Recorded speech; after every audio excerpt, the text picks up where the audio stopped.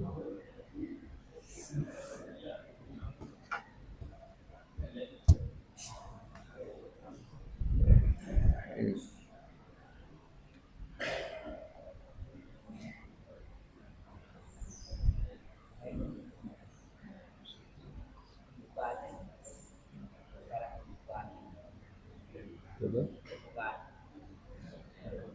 iya.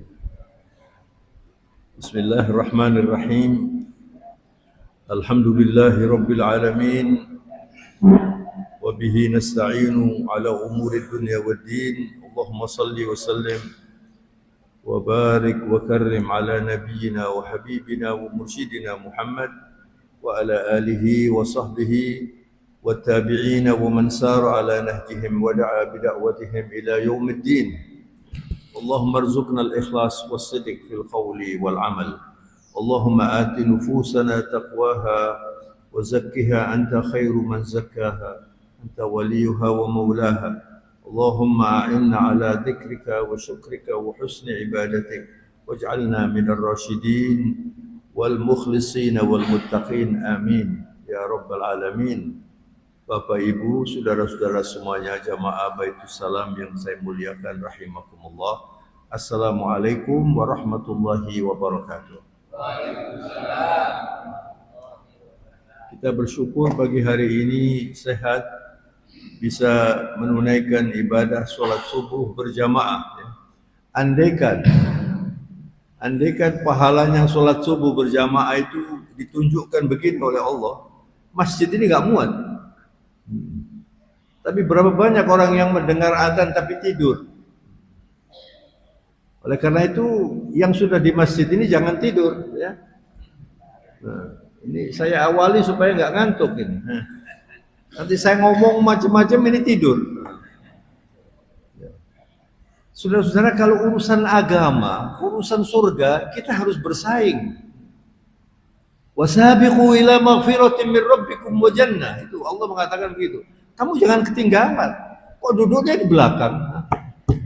Di Masjid Al-Akbar, beberapa waktu yang lalu saya sholat Jumat, saya duduk di depan menunggu masih sedikit. Sudah banyak yang duduk di belakang sendiri. Duduk sambil begini. La ilaha illallah. Ini artinya nggak mengerti. Saudara, kenapa Rasulullah mewajibkan kita belajar agama? Talabul ilmi faridatun ala kulli muslimin wa muslimatin. Belajar agama itu, terutama agama ya, belajar semuanya baik. Tapi kalau Anda belajar tidak diarahkan kepada Allah, Anda cuma dapat pelajarannya saja, nggak dapat pahala. Orang kalau ingin menjadi orang Islam yang baik, tidak boleh tidak belajar. Hada dinul ilmi wal ikhlas. Agama ini, al-Islam, itu agama ilmu dan keikhlasan. Kenapa disebut keikhlasan? Karena untuk berikhlas itu harus berjuang. Dan tidak mungkin kita bisa berikhlas kalau tidak ada ilmunya. Maka Anda duduk, apalagi di masjid, lalu belajar seperti ini, itu nilainya besar sekali.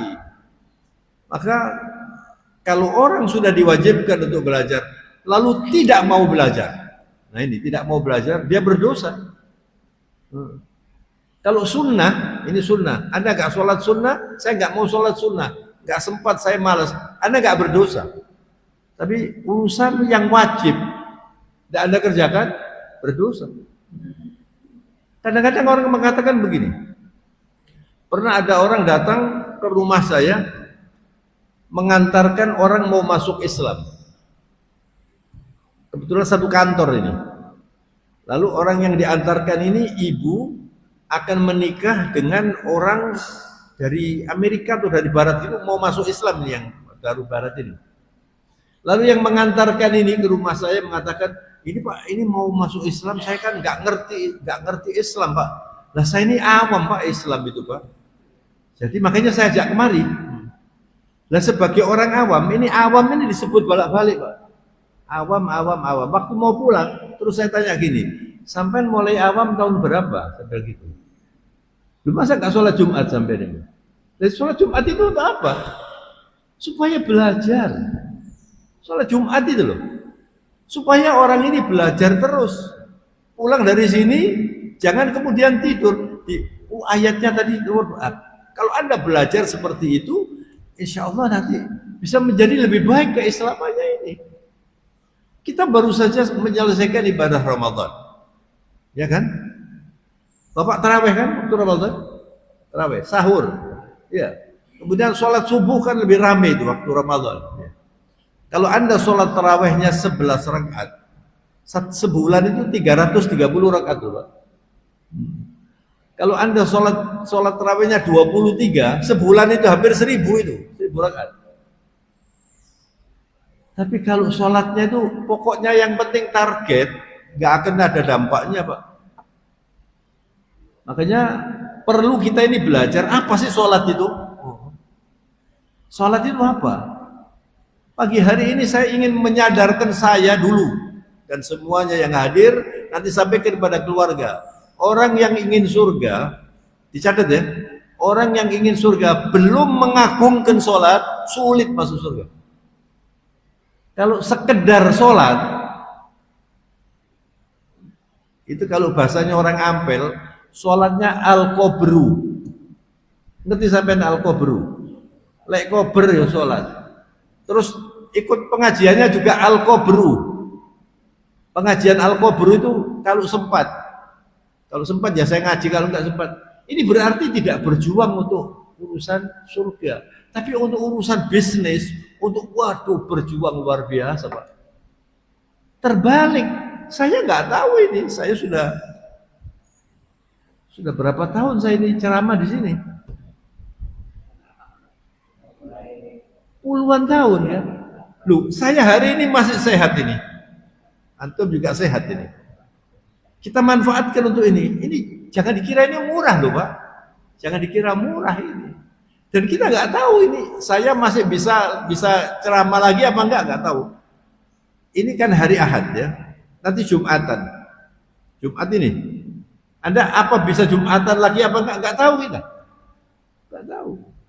Ada teman saya, orang Malang dulu, kemudian menjadi pebisnis terkenal, bukan terkenal, sukses lah, pebisnis sukses. Lalu menjadi orang Jakarta. Waktu Idul Fitri itu naik mobil dari Jakarta ke sini kalau nggak salah dengan 2 orang aja.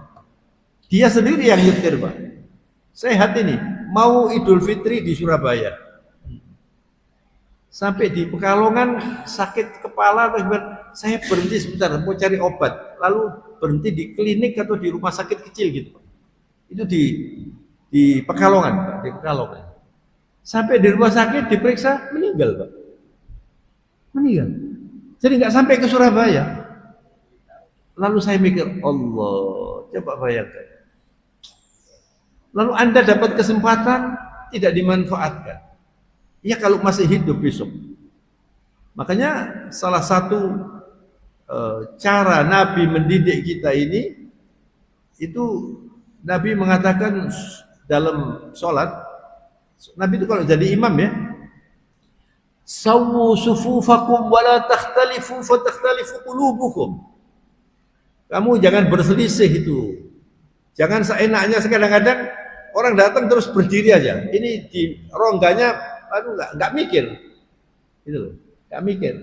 Nah kemudian setiap Jumat ada orang ngatur soft, takmirnya itu ngatur soft. Di sini juga ya. Hai, softnya soft begitu, enggak? Iya. Saya kemarin waktu sholat Jumat itu, ini makanya kita perlu ilmu ini, Pak. Ya. Orang kalau sholat Jumat berbicara satu kalimat saja, satu kalimat. Khotibnya sudah khutbah, alhamdulillah, terus Anda mengatakan, maju. Anda mengerti nggak itu akibatnya apa? Nggak dapat pahala. Ini kan urusan besar ini, Pak. Banyak orang ngomong, termasuk takmir masjid. Lah kemarin di masjid itu, ini sudah khutbah, saya bilang itu kasihan, itu nggak dapat pahala itu. Takmir masjidnya nggak dapat pahala. Kenapa ini? Nggak ngerti ilmunya. Nah, ini loh perlunya ilmu ini begini, Pak. Kenapa kok tidak boleh bicara? Ada sebabnya, Pak. Bahkan Nabi pernah ada orang terlambat masuk, kemudian memilah-milah bahwa orang begini duduk di depan. Lalu Nabi mengatakan, ijlis, kata Nabi, kamu duduk. Sudah terlambat, ganggu orang lagi. Jadi kalau orang diganggu terus mengatakan, siapa ini? Ngomong dia. Kenapa kok nggak boleh ngomong? Ini ada sebabnya. Karena sholat duhur itu berapa rakaat? Nah, sholat Jumat. Kenapa 2? Diganti dengan 2 khutbah. Kenapa nggak boleh ngomong? Supaya didengarkan, gitu loh Pak. Jadi kalau sudah mulai alhamdulillah itu duduk seperti Anda ini sholat. Jangan ngomong apa-apa sudah. Gini aja. Saya pernah sholat tarawih dengan teman saya mu'alaf, baru masuk Islam. Terus ini dia bawa handphonenya bunyi. Sholat ini sudah sholat. Aku sholat, untuk telepon mana? Gitu. Nggak ngerti ya, ini ilmu ini Pak. Ilmu ini, perlunya ilmu ini begini. Nah, oleh karena itu Bapak Ibu sekalian saya hormati, kalau kita ingin masuk surga, sampaikan pada orang-orang di rumah. Harus ta'dhimis sholat, mengagungkan sholat. Nggak ada yang lebih penting dari sholat Pak. Awwalu ma yuhasabu bihil abdu yawmal qiyamah as-sholat. Itu hadis Nabi. In soluhat sairi amali, wa in fasadat fasada sairi amali. Nanti ketika kita menghadap Allah, yang pertama kali ditanyakan itu apa? Sholat. Kalau sholatnya dinilai baik, semuanya nanti terpengaruh menjadi baik semuanya. Tapi kalau sholatnya nggak baik, semuanya nanti terpengaruh menjadi rusak. Jadi kemarin dalam ceramah saya katakan, Anda kalau mau ke luar negeri harus punya 2 syarat, paspor dan tiket pesawat. Anda mau berjumpa dengan Allah untuk masuk surga, harus punya paspor. Paspornya apa? Sholat. Oh, ini orang tidak punya paspor, walaupun ditulis orang ini baik, tidak pernah macam-macam, oh nggak bisa masuk. Nggak bisa masuk. Sholatnya nggak baik, nggak diterima. Nah kalau kurang sholatnya, Allah bertanya kepada malaikat, bagaimana sholatnya? Kurang baik. Lalu ada sunnahnya apa enggak? Nah sunnah-sunnah ini yang memperbaiki fardu. Makanya jangan malas sholat sunnah Pak. Tapi jangan sholat sunnah kemudian cepat. Sholat tarawih itu banyak yang cepat Pak. Di salah satu masjid beberapa waktu yang lalu saya khutbah ceramah, lalu saya sholat. Karena sholatnya 23, saya sudah niat, saya mau ikut sholat 23. Baru 2 kali sholat tuh nggak kuat saya Pak. Nggak pakai tidak Allahu Akbar sampai Allah, la haula wala quwwata illa billah. Kenapa ini? Tidak mengerti. Coba Anda dengarkan hadis Rasulullah SAW. Inna ahadakum idza qama yusalli fa innahu yunaji rabbah. Begitu kata Rasulullah. Kalian itu kalau sholat, kalian itu berdialog dengan Allah. Gimana kalau Anda itu berdialog dengan orang? Masa mau cepat? Gimana kabarnya sampean? Kapan sudah datang terus pulang gitu? Ngomong gitu loh Pak. Anda ngerti nggak kalau kita itu ngomong tadi saya sholat. Bismillahirrahmanirrahim. Alhamdulillahi rabbil alamin. Allah mengatakan hamadani rabb abdi. Hambaku telah bersyukur, mengucapkan syukur alhamdulillah kepadaku. Ar-Rahmanir Rahim, majjadani abdi. Direspon oleh Allah. Sampai Maliki Yaumiddin. Ar-Rahmanir Rahim, Maliki Yaumiddin. Ini Allah menyebutkan Maha Penguasa, Maha Raja di hari kemudian. Tidak menyebut dunia Pak. Yang berkuasa di dunia ini siapa? Allah. Tapi Allah tidak menyebut dunia ini karena terlalu kecil nilainya itu. Langsung disebut Maliki Yaumiddin, hari kemudian nanti. Yang berkuasa. Lalu Iyyaka na'budu wa iyyaka nasta'in. Coba artinya iyyaka itu apa itu Pak? Hanya kepadamu, seperti Allah itu di sini. Anda kalau sholat tasyahud itu Anda mengatakan assalamu alayka ayyuhan nabiyyu wa rahmatullahi wa barakatuh. Kalau Anda mengerti bahasa Arab, bukan assalamu ala nabi, bukan assalamu alaihi, bukan. Assalamu alayka, ini sini. Namanya khitab mubashir. Itu kalau dalam kaidah bahasa Arab dikatakan begitu. Kalau dalam bahasa Inggris direct speech, gitu loh, direct speech. What's your name? Siapa namamu? Gitu loh, Pak. Assalamu alayka ya Rasulullah. Assalamu alayka ayyuhan nabiyyu wa rahmatullahi wa barakatuh. Itu tasyahud. Ketika Anda pertama kali mengucapkan salam kepada Allah, at-tahiyat, al-mubarakat, as-salawat, at-tayyibatu lillah. Ini semuanya untuk Allah. Segala ucapan selamat, segala puji, segala kebaikan, sebuah barokah darimu dan untukmu ya Allah. Itu adalah ketika Rasulullah di-mi'rajkan, kemudian Rasulullah masuk ke aras, itu yang dibaca oleh Nabi. At-tahiyatul mubarakatus salawatut tayyibatu lillah. Nabi mengatakan begitu. Lalu disambut oleh Allah. Assalamu alayka ayyuhan nabiyyu wa rahmatullahi wa barakatuh. Itu salamnya Allah pada Nabi. Yang kita baca setiap hari itu loh, Pak. Kalau Anda nggak ngerti, nggak bisa merasakan ini. Cepet aja. Assalamualaikum, assalamualaikum. Sholat apa ini? Jadi kalau sholat ini belum lulus, jangan mimpi Anda bisa dapat masuk surga. Sholat ini nomor satu, tidak ada ibadah yang tidak boleh ditinggalkan kecuali Anda sudah tidak sadar. Anda koma, nggak apa-apa nggak sholat. Atau sudah nggak punya ini, nggak normal. Orang gila itu nggak apa-apa nggak sholat, Pak. Enak orang gila itu. Namun gua kalau mau enak ya gitu. Orang gila nggak rufi al-qalam. Orang yang sudah tua, sudah lanjut usianya, sudah pikun, itu nggak apa-apa nggak sholat. Habis. Tapi kalau masih sadar begini, nggak sholat gimana? Saudara, barangkali ya, tidak banyak orang berpikir. Bismillahirrahmanirrahim. Saya beberapa waktu yang lalu mengikuti ceramah di YouTube ini, ada seorang ulama, saya lupa namanya, salah satu ulama terkemuka dari Timur Tengah saja, kalau nggak salah dari Mekah itu. Didatangi oleh seorang ibu mengeluh anaknya ini bermasalah. Lalu ibunya bertanya, ya Syekh, kalau panggil itu ya Syekh, begitu ya. Ulama ini, kalau kita mengambil kiai, kalau bahasa Arab itu ya Syekh. Begitu. Anak saya ini bermasalah, jangan-jangan diguna-guna orang, kan seringkali orang begitu. Kalau sudah sakit tuh jangan-jangan ini digawe wong ini. Terus Ustadz ini, Syekh ini bertanya, anakmu kalau subuh sholat? Ya itu, kalau subuh seringkali nggak sholat, tidur. Terus kalau ya kadang-kadang sholat, kadang-kadang nggak sholat. Bagaimana mau menjadi baik? Ada seorang ibu mengeluh kepada saya, Pak, anak saya ini kalau dibangun dia repot, wis tak dungakna wis. Memang oleh hidayah kok sholat dewi. Atau ngomong begitu? Sholat loh ini, Pak.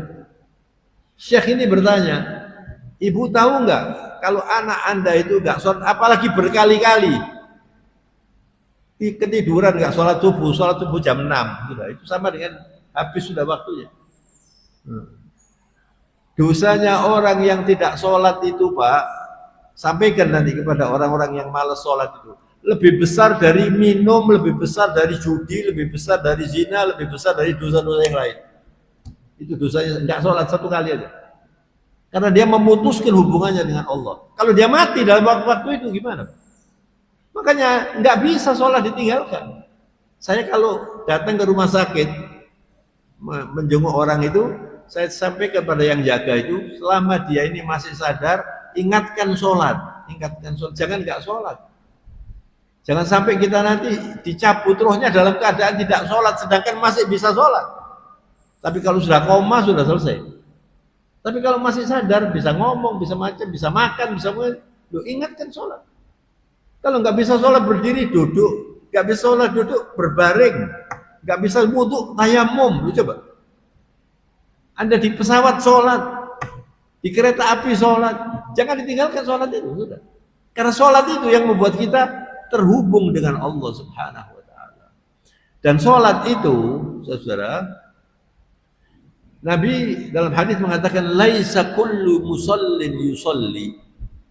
Tidak semua orang yang sudah sholat itu dianggap sudah sholat. Wailun lil musallin alladhina hum an salatihim sahun, alladhina hum yura'una wa yamna'una al-ma'un. Wailun itu celaka, ada satu lorong jahanam di neraka namanya wail.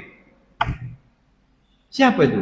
Wailun lil musallin alladhina hum an salatihim sahun.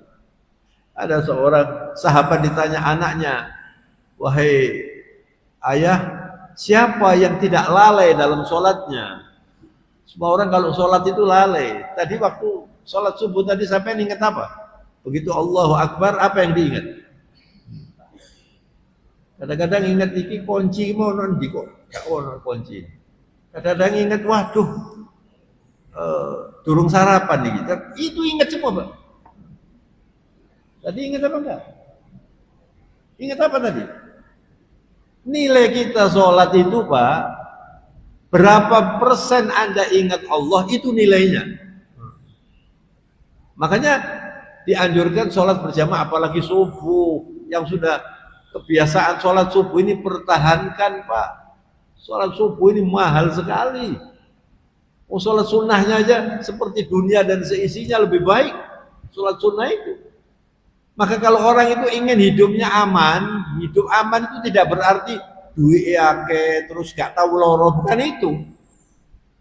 Hidup aman itu orang yang bisa kalau mati kapan saja masuk surga, itu aman. Gak ada lebih penting dari sholat, Pak. Oleh karena itu pagi hari ini saya ingin mengajak semuanya sekali lagi, mari kita evaluasi sholat kita ini. Sesudah Ramadan apa ada perbaikan apa enggak?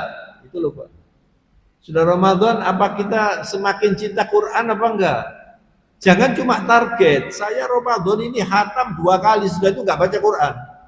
Jangan begitu, Quran itu harus terus dibaca. Kalau bisa tiap hari dibaca Quran itu. Sholat harus terus diperbaiki. Hari ini saya sholat subuh, besok saya sholat subuh harus lebih baik dari hari ini. Itu targetnya. Dan banyak orang bertanya, Pak, gimana Pak caranya sholat supaya khusyuk itu, Pak? Itu urusannya panjang. Coba Anda baca Quran ya. Kalau Anda bawa handphone, coba dilihat surat Al-Baqarah. Surat Al-Baqarah ayatnya nomor 45 dan 46. Nanti sampai di rumah kalau nggak bawa handphone nanti dilihat surat Al-Baqarah ayat 45-46. Saya baca ya. A'udzubillahi minasyaitonir rajim. Wasta'inu bis-sabri was-salati wa innaha lakabiratun illa 'alal khashi'in alladhina yadhunnuna annahum mulaqu rabbihim wa annahum ilaihi raji'un. Wasta'inu bis-sabri was-salah. Minta tolonglah dengan sabar dan sholat. Kenapa? Karena untuk sholat, apalagi sholat yang baik, gak sabar, gak bisa. Orang yang membangun sholat itu orang sabar, Pak. Ketika dia sibuk sholat, ketika di kantor dia sholat, ketika dalam perjalanan sholat, dikurangi oleh Allah. Ada namanya sholat takdim, takhir, qasar. Itu supaya tidak meninggalkan sholat.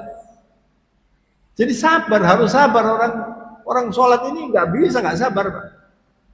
Wasta'inu bis-sabri was-shalah. Minta tolong kepada Allah itu dengan sabar dan sholat. Lalu wa innaha lakabiratun. Sholat itu urusan besar. Nggak ada lebih penting dari sholat. Nggak ada lebih besar dari sholat, Pak. Illa 'alal khashi'in, kecuali bagi orang yang bisa sholat khusyuk. Nabi itu, saudara, Allahumma shalli wa sallim ala Sayyidina Muhammad. Nabi mengatakan, innallaha ja'ala qurrata aini fis shalah. Allah menjadikan sholat itu di mata saya paling indah, paling nikmat, itu loh, Pak. Itu itu sholat.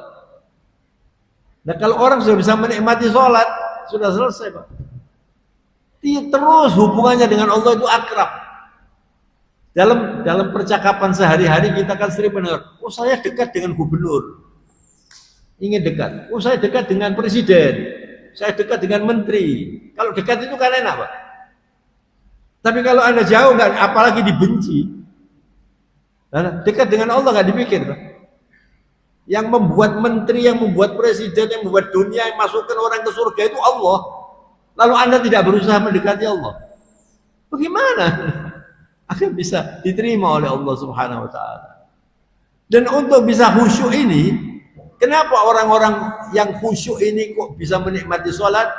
Alladzina yadhunnuna annahum mulaqu rabbihim wa annahum ilaihi rajiun. Orang yang selalu berpikir, saya kan harus kembali kepada Allah. Saya yakin saya nanti kembali kepada Allah. Tadi saya diberitahu Mas ini katanya Pak Yasin ya meninggal. Ya. Kita ini setiap hari mendengar orang meninggal loh Pak. Para ulama mengatakan malakul maut itu yang apa bagian ditugasi mendatangi rumah panjenengan itu loh. Itu tiap hari itu lewat di depan rumah kita Pak. Rumahnya Pak Bukhari dilewati malakul maut itu tiap hari. Tapi Pak Bukhari belum pernah didatangi tetangganya, didatangi ini. Nanti tetangganya dilewati Pak Bukhari. Saya juga gitu Pak. Dan yang repot itu kita nggak tahu, gitu loh Pak. Kita nggak tahu. Bagaimana kalau waktunya malaikat ini Taufik jam 8 hari Senin misalnya. Nggak tahu tahun berapa ya. Senin dulu kan Senin ya. Senin ini kan masih banyak. Saya nggak tahu misalnya ini. Malaikat itu cuma diberitahu sudah waktunya ini si fulan ini sudah didatangi. La yasta'jiluna sa'atan wa la yastaqdimun. La yastakhiruna sa'atan wa la yastaqdimun. Wa idza jaa ajaluhum la yastakhiruna sa'atan wa la yastaqdimun. Kalau sudah ajal itu datang, 1 menit pun nggak dirubah sama malaikat. Jadi nanti dia meninggal hari Senin jam 5 3 menit. Itu catatannya malaikat sudah itu Pak. Nggak bisa 7 menit, nggak bisa. Dalam keadaan bagaimanapun ya, seperti yang saya ceritakan tadi itu. Nyetir mobil ini sehat Pak. Atau berhenti meninggal. Karena sudah datang waktunya. Nah kita nggak tahu ini kapan datangnya waktu ini. Betapa nikmatnya. Ada ustadz di Malang teman saya itu menceritakan, dia itu membimbing jamaah umroh ini. Terus dia cerita, wonten tiang deso, pokoknya orang ngumpulkan uang ikut umroh. Kemudian ikut berangkat umroh, waktu sholat di Raudhah. Di Raudhah itu tempatnya Rasulullah itu loh. Ma baina baiti wa minbari raudhatun min riyadil jannah. Kata Nabi, antara mimbar saya dan rumah saya ini taman surga ini. Rasulullah itu selama di Madinah 10 tahun itu berdakwah di Raudhah itu. Tahajudnya di Raudhah. Jadi kalau orang ke Mekah, ke Madinah kan ke Raudhah. Orang desa ini, ceritanya ustadz saya ini, nggak ngerti apalagi bahasa Arab, nggak ngerti sama sekali. Nggak ada. Sholat di Raudhah, sujud, meninggal di situ Pak. Coba bayangkan. Dimakamkan di mana? Di Baqi. Ini makamnya Rasulullah, dia dimakamkan di sana. Coba nikmat ya orang ini. Yang orang yang tidak diperhitungkan sama orang. Kita ini kan yang diperhitungkan kan orang yang punya jabatan, orang yang punya kekayaan kan begitu. Ini di sini nih ada oligarki apa enggak yang sholat di sini? Menteri ada. Coba kalau ada menteri, semua salaman nanti Pak. Semua salaman. Ini orang yang tidak dihitung sama sekali, ditoleh aja enggak. Meninggalnya di situ Pak. Sudah ajalnya datang. Siapa yang ngatur ini? Rabbil Alamin. Kita nggak ngerti loh kok bisa ya orang ini ya. Orang yang tidak diperhitungkan, ditoleh saja enggak Pak. Kalau ada orang kaya kesini apalagi sampean kenal, disuruh datang, duduk di depan. Karena apa? Karena kaya. Tapi orang-orang yang tidak diperhitungkan itu malam mlebu surga itu meninggalnya di Raudhah bayangkan. La ilaha illallah. Dan orang-orang yang bisa khusyuk itu adalah orang yang yakin saya bakal menghadap Allah nanti. Terus kalau menghadap Allah itu bagaimana? Itu loh Pak, di sekolah Al-Hikmah ini kadang-kadang kalau musimnya ujian, lalu saya kasih ceramah, ibu-ibu, bapak-bapak itu ngomong, tolong doakan anak saya supaya lulus ujian ini loh Pak. Takut Pak, ujian. Nah orang yang ini tadi, yang tanya pada Syekh ini, kok dibiarkan gimana itu? Anaknya tidur kok tidak dibanguni. Terus katanya Syekh ini, kalau misalnya rumahnya ibu ini terbakar bagaimana? Oh saya geret anak saya selamatkan. Loh lah kok tidak ada selamatkan dari neraka? Ini mau masuk neraka Anda biarkan. Ini anak ini mau masuk neraka tidak sholat. Loh kok Anda biarkan? Artinya Anda nggak cinta pada anak itu. Sholat ini nggak bisa ditawar, nggak bisa di. Oleh karena itu di dalam Al-Quran Allah berfirman hafidhu ala salawati was salatil wusta wa qumu lillahi qanitin. Kamu jaga sholatmu itu dan sholat yang di tengah. Sholat yang di tengah itu diartikan sholat asar. Sholat yang paling berat itu subuh, asar, isya. Tapi sholat subuh kenapa kok berat? Karena orang masih tidur sehingga muadzinnya ditambah as-salatu khairun minan naum. Gitu loh Pak. Salat itu lebih baik dari tidur. Kadang-kadang ini wakernya sudah bunyi dipatah, ini turu mana? Nggak mikir ini, salat ini lebih baik dari tidur. Sampai disebut salat lebih baik dari tidur. Oh saya sudah salat, anaknya nggak ke masjid. Istrinya salatnya terlambat. Bagaimana rumahnya mau diberkahi? Sholat itu yang membuat orang itu barokah itu Pak. Dan barokah itu jangan dikira orang yang barokah itu yang mobilnya 3 atau rumahnya 13. Belum tentu barokah itu Pak. Barokah itu tidak harus banyak. Tapi yang banyak tidak selalu barokah. Yang sedikit bisa dinikmati banyak kalau diberkahi. Dan salah satu yang membuat barokah itu sholat 5 waktu. Al-Quran itu barokah, masjid ini barokah. Kalau Anda selalu memperhatikan Al-Quran, memperhatikan sholat, yang paling penting itu sholat dulu Pak. Jadi kalau Anda mau keluar negeri, syaratnya harus punya paspor, itu sholat. Dan yang kedua, punya tiket. Tiket itu apa? Silaturahmi. Jadi kalau Anda masih tidak silaturahmi dengan tetangga berkelahi, gara-gara kalimat satu saja, tersinggung, wis gak gelem. Seperti itu Pak, itu namanya memutuskan silaturahmi.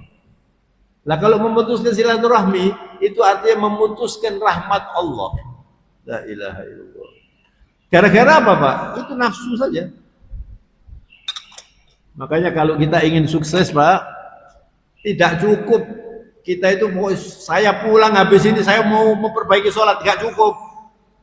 Harus niat memperbaiki sholat dan berdoa. Hidayah ini nggak murah Pak.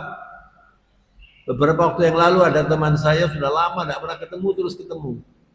Gimana kabarnya? Saya nggak terlalu akrab lah, nggak terlalu akrab. Saya dulu pernah mengajar di kantornya bosnya dia itu. Nah bosnya dia itu pernah saya jadi murid saya, terus iya Pak, sering Bapak disebut namanya gitu. Terus setelah beberapa kali ketemu saya, dia cerita. Dia bilang, Pak, adik saya itu Pak, itu tinggalnya di Amerika. Terus dia kawin dengan orang Manado. Kebetulan orang Manadonya bukan orang Islam. Dia terpengaruh, akhirnya dia masuk Kristen. Orang ini. Lu adik kandung? Iya adik kandung Pak. Ya sampean kasih nasihat kesian Pak. Kalau dia terus menghilangkan hidayah yang harganya mahal yang dididik oleh orang tuanya ini kesian. Terus sekarang bagaimana Pak? Masih di Amerika. Tapi sudah cerai dengan istrinya. Anaknya 2. Satu ikut dia, satu ikut istrinya. Nah sekarang Anda doakan, Anda beritahu supaya kembali lagi, jangan murtad. Sudah Pak, saya beritahu. Dia ngomongnya begini, saya sudah mantap dengan ini. Aku pokoknya mantap ambil itu. Ngomong begitu. Orang yang seperti ini artinya apa? Belum tentu sholat. Kalau sholatnya belum tentu baik. Kalau orang itu sholatnya baik, nggak mungkin. Kalau orang yang sholatnya baik itu dia yakin nanti saya ketemu Allah dan di situ ada surga dan neraka. Kalau saya nggak sholat masuk neraka pasti. Itu. Ini surat dicatat ya, surat Baqarah ayatnya nomor 238. Hafidhu ala sholawati was sholatil wusta wa qumu lillahi qanitin. Kalau Anda sholat itu yang khusyuk, apalagi tahajud, yang khusyuk sholatnya, jaga sholatnya dan terus berdoa. Ihdinas siratal mustaqim. Sekarang ini pindah agama ini kayak pindah rumah itu, Pak. Itu kadang-kadang saya dengar orang-orang selebritis itu, iya saya dulu sudah, sekarang saya pindah agama saya. Ada lagi setelah pindah balik lagi ke Islam. Ini dianggap kayak omong loh, Pak. Jadi dari Ketintang pindah ke Gayung Sari, dianggap begitu. Sholat ini bukan main-main, Pak. Surga dan neraka Anda itu di situ. Dan kalau Anda itu sholatnya baik, dunianya Anda juga baik. Itu Pak nggak pernah sholat tapi kok sugih. Sing balak-balik nang masjid ini gak ono sing sugih. Jangan diukur dengan sugih. Sugih itu bukan uang, sugih itu hatinya itu. Ada orang-orang kaya tapi fakir, nerima tamu saja gak mau.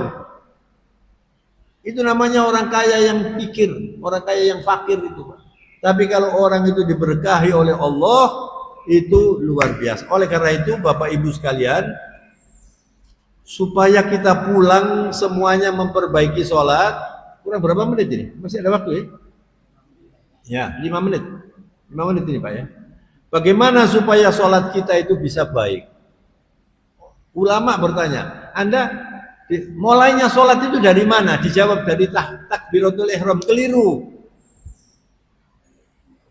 Mulainya sholat itu dari Anda mendengar azan, itu loh mulainya sholat. Anda kalau mendengar Allahu Akbar, bagaimana ini?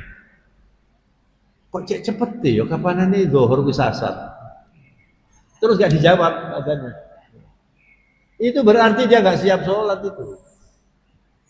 Orang yang sholatnya baik kalau mendengar azan dijawab Allahu Akbar. Kalau dia ngaji saja disuruh berhenti kok. Ini azan dijawab ono. Makanya orang yang azan itu jangan terlalu dipanjang-panjang dan kadang-kadang begitu. Ini kan mau dijawab ini azan. Ada orang ada hayya 'alas shalah. La ilaha. Apalagi lafdzul jalalah.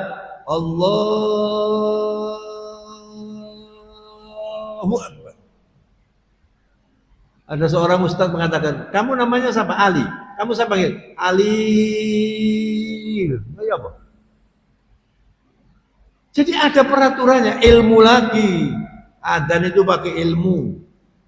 Allahu Akbar, gitu loh Pak.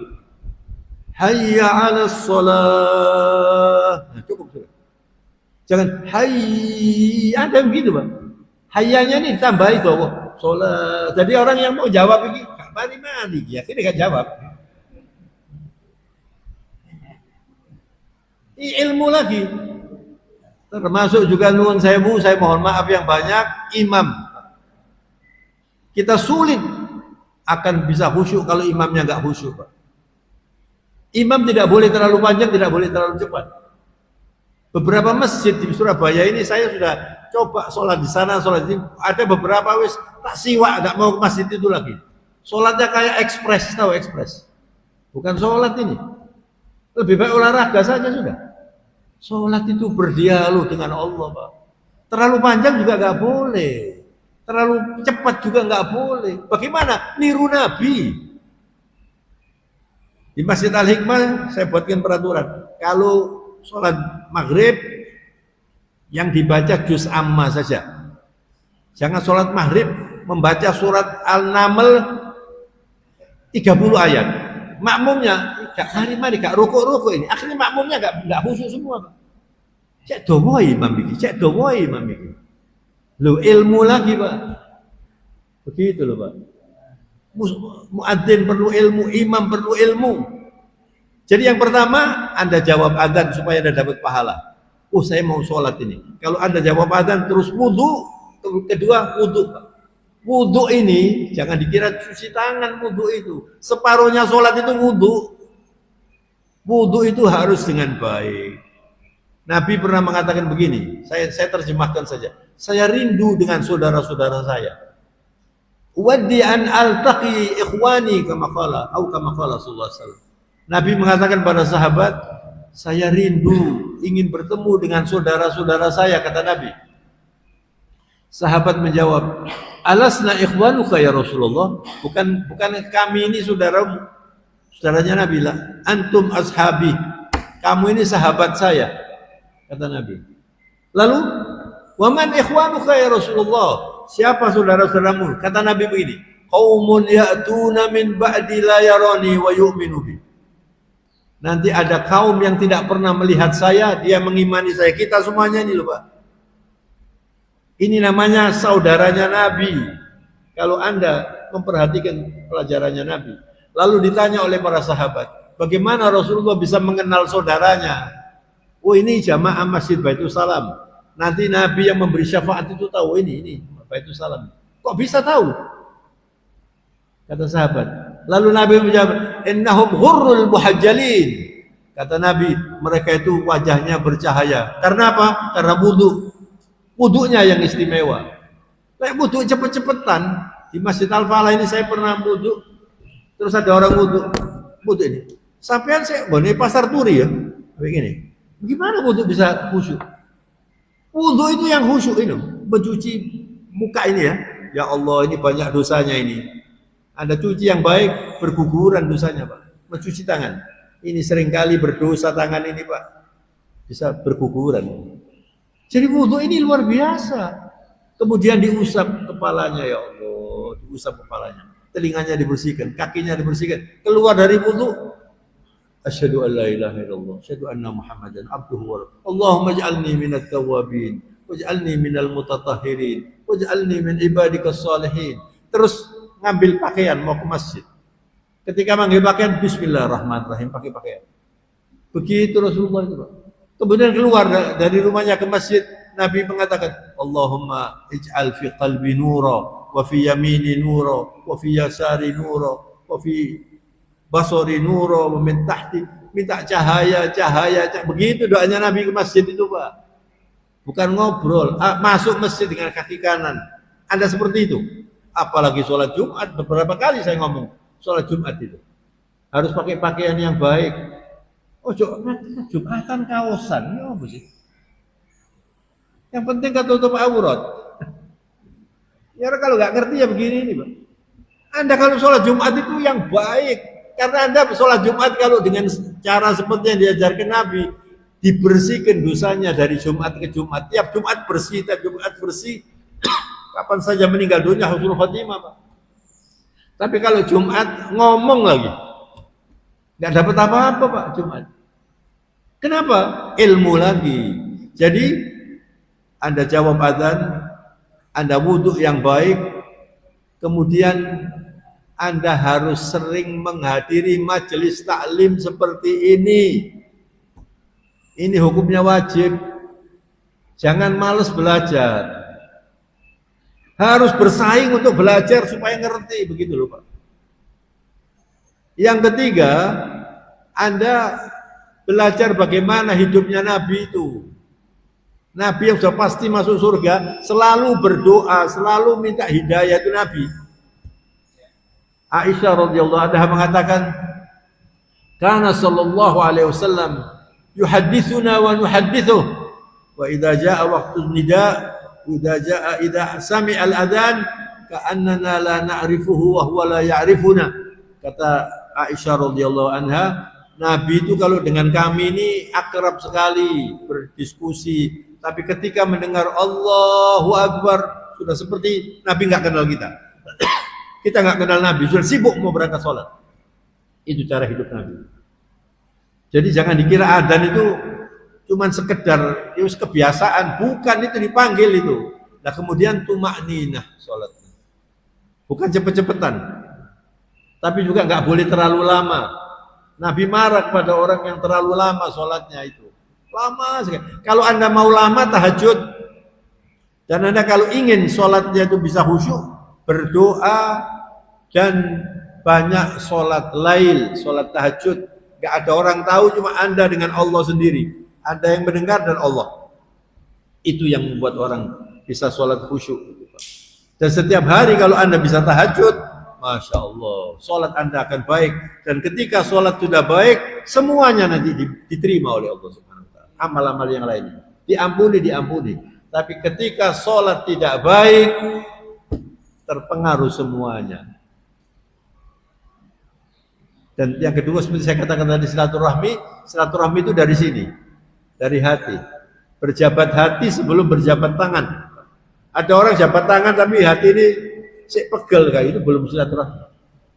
Silaturahmi itu ikhlas dari sini. Masya Allah. Ini saya ceramah hari ini ngotot dulu Pak ini. Saya gak ngerti ya ketemenan nih. Ya, ini cuma kelakar saja. Yang penting ini usaha. Saya berusaha, Anda juga berusaha. Insya Allah Allah nanti memberi hidayah. Amin ya rabbal alamin. Salakallahu bina wa bikum sabilal hidayah. Wajannabana wa iyyakum tariqus syarri wal ghawayah. Alhamdulillahi rabbil alamin. Allahumma salli wa sallim wa barik ala sayyidil arifin nabiyina Muhammad wa ala alihi wa sahbihi wa tabi'in ajma'in. Ya Allah, terimalah ibadah puasa kami. Terimalah ibadah qiyamul lail kami di bulan Ramadan yang lalu dengan segala kekurangannya.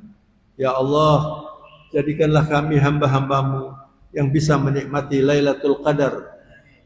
Ya Allah, ampuni dosa-dosa kami.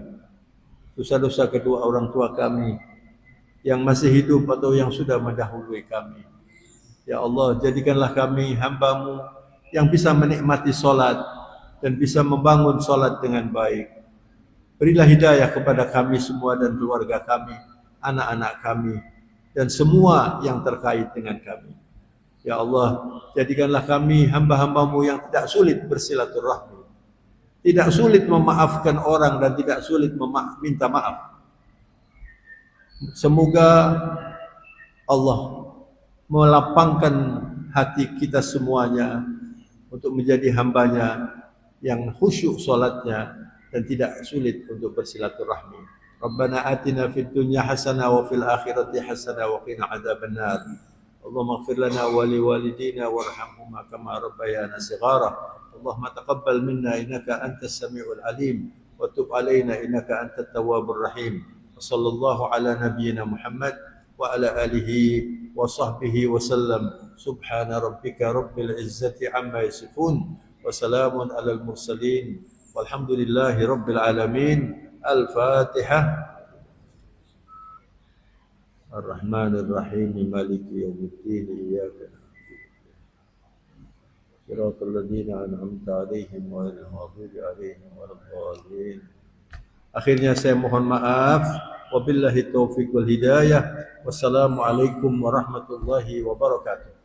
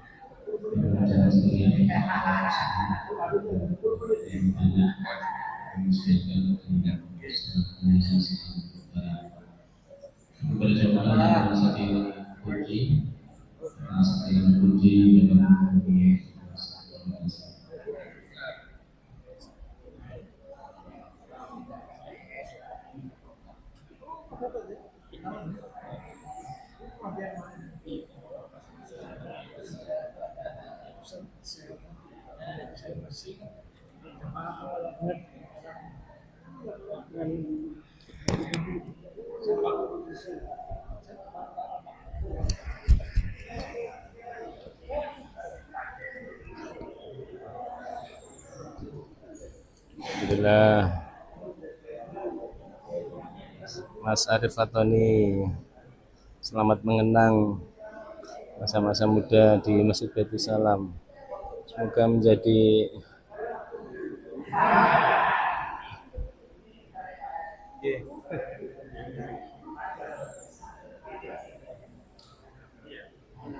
ya, biar tetap kangen dengan masjidnya ya Mas Arif ya, sambil nonton live-nya.